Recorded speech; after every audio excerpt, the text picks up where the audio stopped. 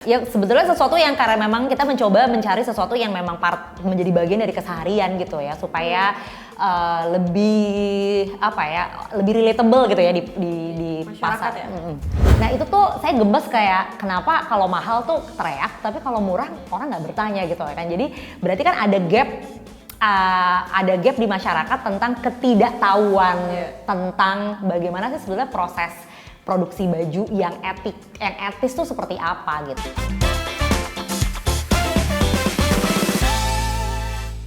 Dan pemirsa, kembali lagi di Women's Talk dan kali ini masih bersama Mbak Cempaka bersama saya. Tadi kan kita sudah dijelaskan ya terkait inovasi dari Sari Studio ini terkait dari fabriknya ya yang lebih natural dan juga ada desainnya yang lucu-lucu dan juga lebih timeless ya. Nah tadi saya sempat bertanya apa sih yang menjadi favorit di Sari Studio ini. Kalau saya lihat ini ya, itu kayak lucu banget ya, warna biru gitu. Nggak cuma bisa dipakai tidur, mungkin bisa dipakai main-main ya. Ini baju anak ya Mbak? Yang ini kebetulan ya koleksi anak, tapi memang kita kan memang koleksinya ada untuk seluruh keluarga.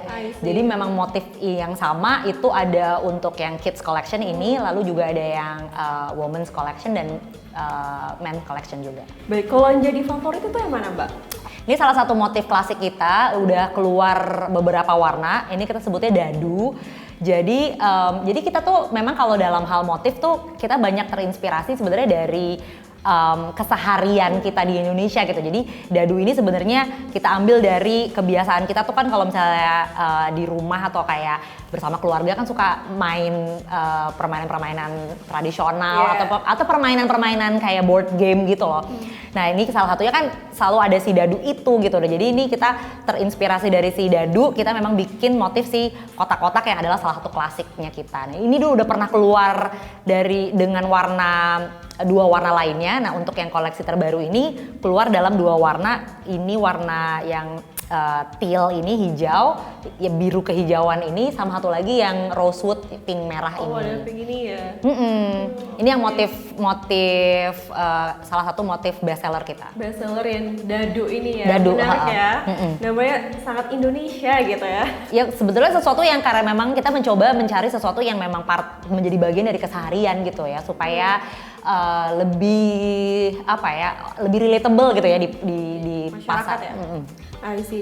Berarti memang untuk brand awareness harusnya kenceng ya Mbak. Dan saya juga lihat Mbak merupakan seorang content creator yang juga aktif di sosial media. Nah apakah dari keaktifan Mbak Cempaka di sosial media itu berdampak langsung terhadap brand awareness dari Sari Studio ini atau bagaimana?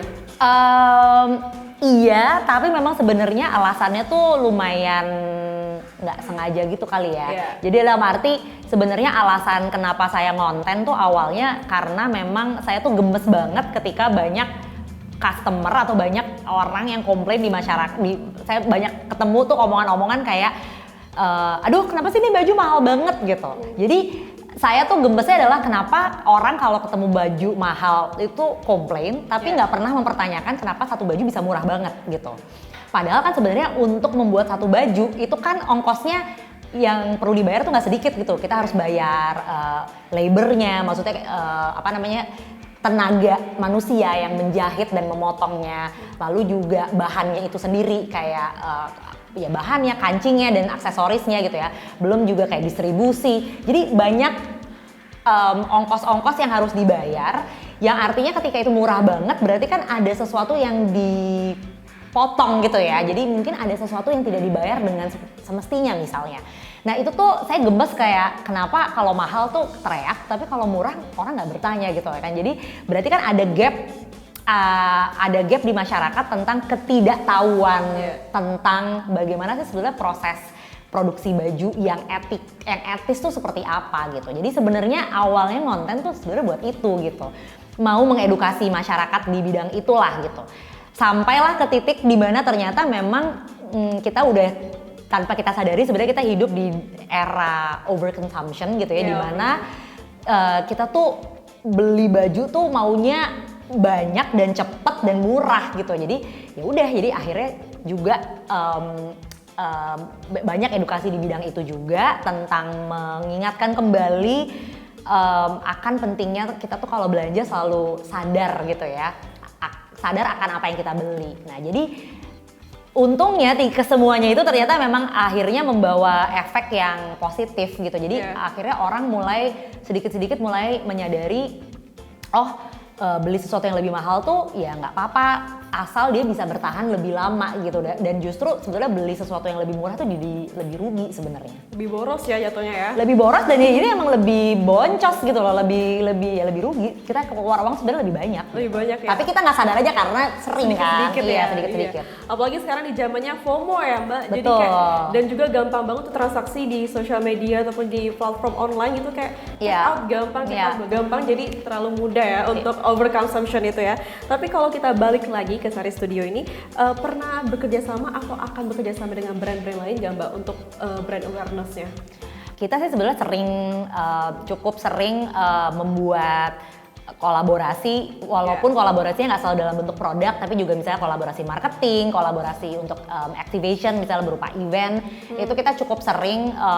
Jadi memang kedepannya sih akan terus berkolaborasi karena kita juga merasa bahwa itu sesuatu yang fun dan sesuatu yang seru juga. Jadi kayak konsumen tuh bisa lebih biar nggak cepet bosen juga kali ya, dengan jadi selalu ada kebaruan gitu.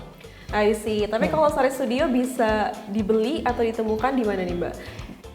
Kita sekarang adanya online, jadi di website kita sendiri di saristudio.com, lalu juga ada di marketplace, ada di Shopee, ada di Tokopedia, ada di Blibli. I see. Dan juga ini mungkin pemirsa udah bertanya-tanya nih terkait harganya berapa nih Mbak untuk satu set piyama ini ya, berapa Mbak? Jadi kita tuh sebenarnya ada 2 kategori produk. Pertama ada 3 kategori produk. Pertama ada sleepwear yang ada di belakang ini. Itu startnya untuk baju anak ada kalau satu set itu di start di 300.000. Untuk yang perempuan itu di sekitar 400.000 start from. Lalu juga kita tuh punya ada kategori kedua itu loungewear. Jadi loungewear itu yang saya pakai. Jadi ini sebenarnya baju rumah tapi yang sedikit lebih rapi. Jadi kalau misalnya ada acara di rumah, nah itu ini di satu set itu di sekitar 600.000. Lalu ada juga yang ketiga kategori produknya adalah underwear. Jadi kita juga ada baju dalam, ada bra, ada panty juga. Memang sejauh ini hanya untuk perempuan. Nah itu di harganya start from 99.000. Oke, dan pemirsa itu ya harganya dan tentunya masih jauh lebih murah ya kalau saya lihat dari brand-brand luar negeri yang sudah ternama tersebut. Nah selanjutnya Mbak, mungkin aku juga penasaran nih terkait bagaimana sih sosok Mbak Cempaka ini seorang conscious fashion content creator dan juga bagaimana sih leadership-nya. Namun setelah ini kita akan bahas lebih lanjut pemirsa bersama Mbak Cempaka. Tetaplah bersama kami di Women's Talk.